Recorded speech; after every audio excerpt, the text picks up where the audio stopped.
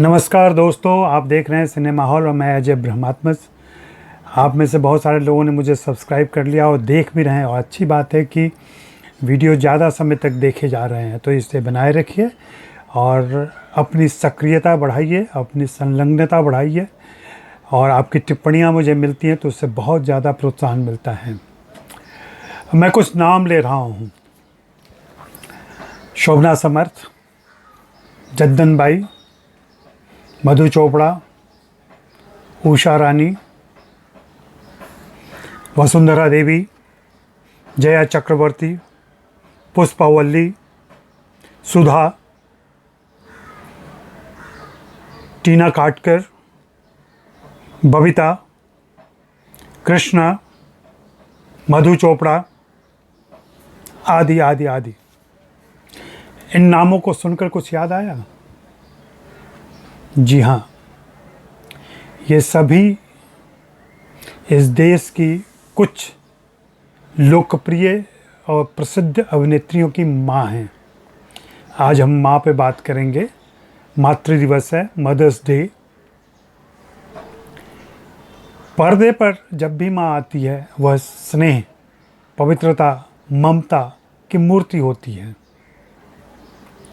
माँ की ज़बरदस्त भूमिकाएं होती हैं हिंदी फिल्मों में। माँ पर बहुत सारे गीत लिखे गए हैं। माँ को सभी देवताओं, सभी आराध्यों से ऊपर माना गया है। लेकिन यही माँ जब पर्दे के पीछे होती है, खास करके फिल्म इंडस्ट्री में, इस सिनेमा हॉल में, तो वह हंसी मजाक और तोहमत की चीज़ होती है। सभी उसका मखौल उड़ाते हैं। मम्मी जी, अम्मा, माँ, ये सारे शब्द हिंदी फिल्मों के सेट पे, हिंदी फिल्मों के गलियारों में और प्रोडक्शन घरानों में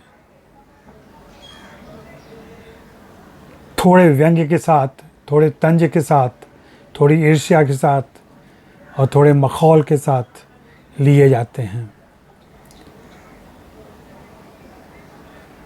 जितने नाम मैंने लिया, इन सभी ने अपनी बेटियों के लिए बहुत कुछ किया, उन्हें संभाला, उनके कैरियर की चिंता की, हर वक्त उनकी मदद की।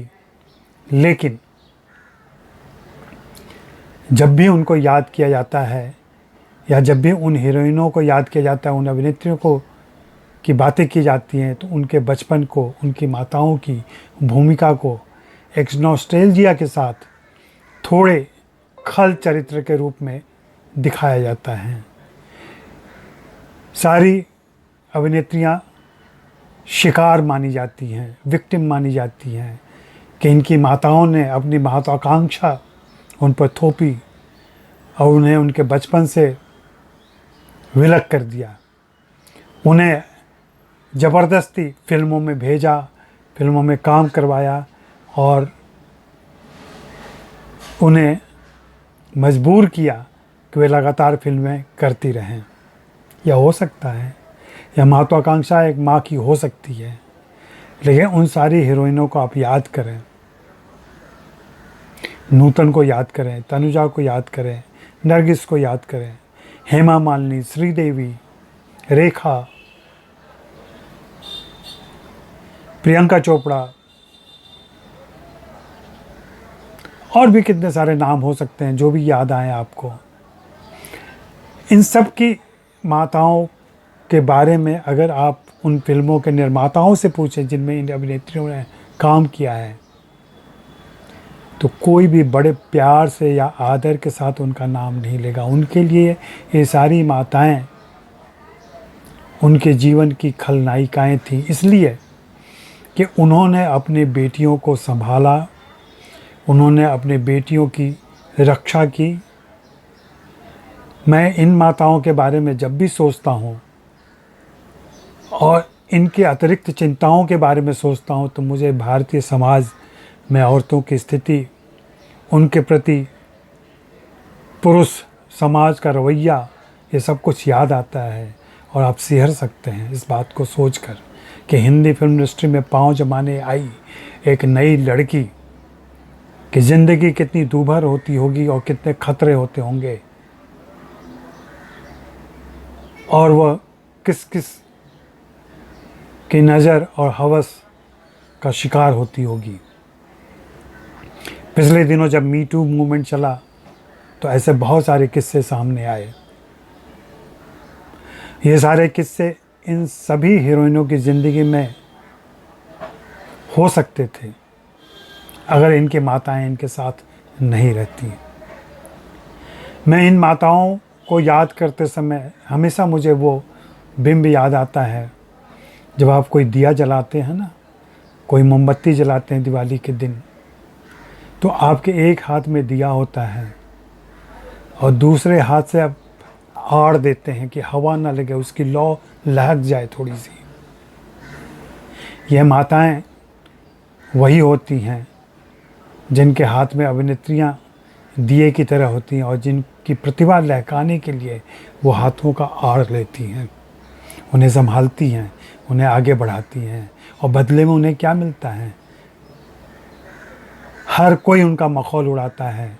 हम पाठक, हम दर्शक भी उनका नाम आदर और प्यार से नहीं लेते, इसलिए नहीं याद करते कि उन्होंने उन हीरोइनों की ज़िंदगी बना दी, उनका कैरियर बना दिया, उसके लिए अपना सब कुछ होम किया। हमें तो सिर्फ यह याद आता है कि उन्होंने निर्माता को कितना तंग किया, उन्होंने अपनी बेटी को किस तरीके से अंकुश में रखा, किस तरीके से पिंजड़े में कैद रखा। हो सकता है कुछ माताओं की महत्वाकांक्षा अपनी बेटियों से कुछ ज़्यादा रहती हो, यह बहुत स्वाभाविक है, और ये बेटों के साथ भी होता है, पिताओं के साथ भी होता है, पूरे समाज में होता है। आप जरा याद करें, एक माँ अपने बच्चे को जब चलना सिखाती है, जब बोलना सिखाती है, जब खाना खाना सिखाती है, तो क्या सिर्फ उसकी महत्वाकांक्षा रहती है कि उसकी संतान यह सब सीख ले? इसी बिंब को, इसी प्रसंग को थोड़ा विस्तार करके देखें कि जब वो बच्ची बड़ी हो रही होती है, हाँ हो सकता है कुछ मामलों में कि माताओं को उनमें वो प्रतिभा दिखती हो जिनसे उनका भविष्य भी सुधरे और उन माताओं का भी कि कोई दबी इच्छा पूरी हो।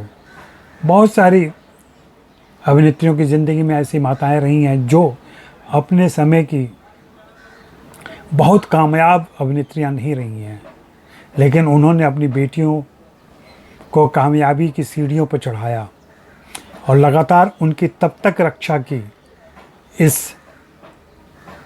मुश्किल समाज में जब तक वे अपने पाँव पर मजबूत तरीके से खड़ी नहीं हो गई।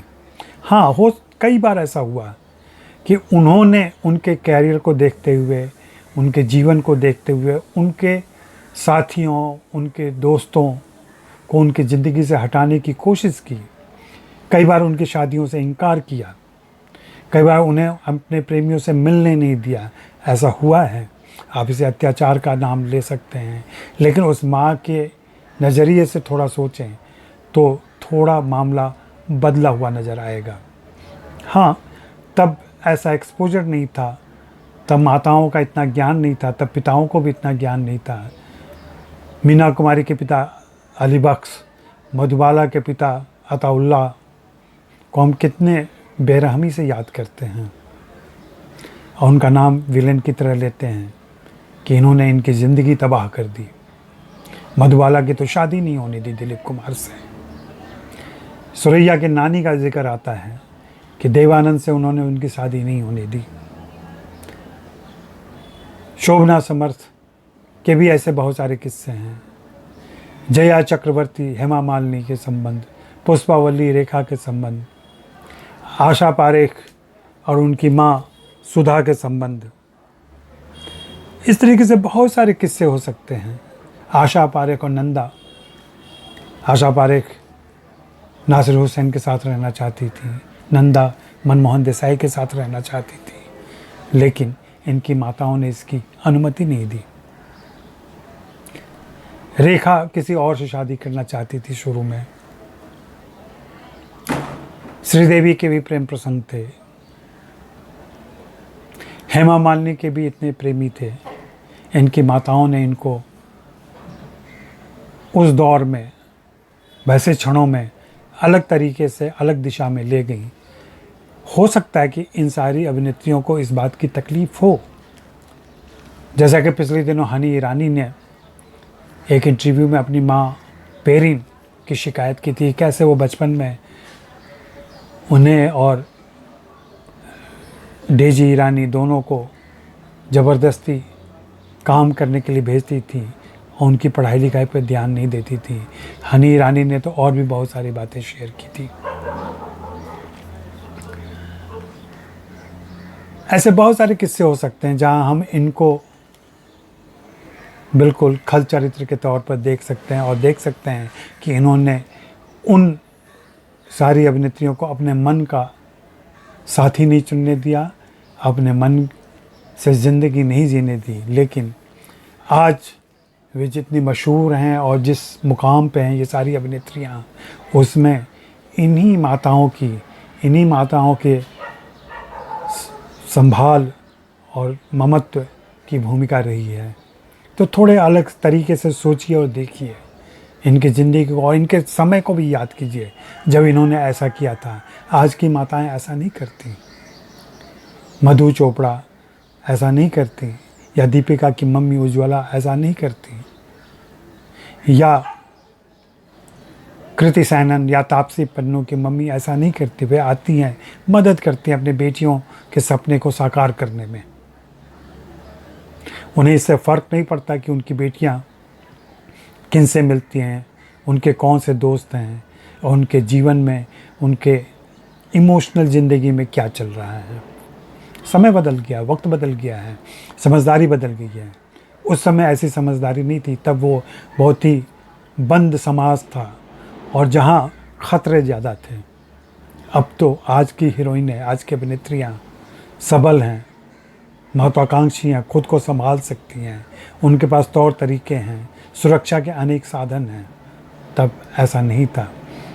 इसलिए थोड़ा सा इस मातृ दिवस पर थोड़ा पलट कर और थोड़ा बदल कर हिंदी फिल्मों की माताओं को देखिए, मम्मी जी को देखिए, अम्मा को देखिए, माँ को देखिए।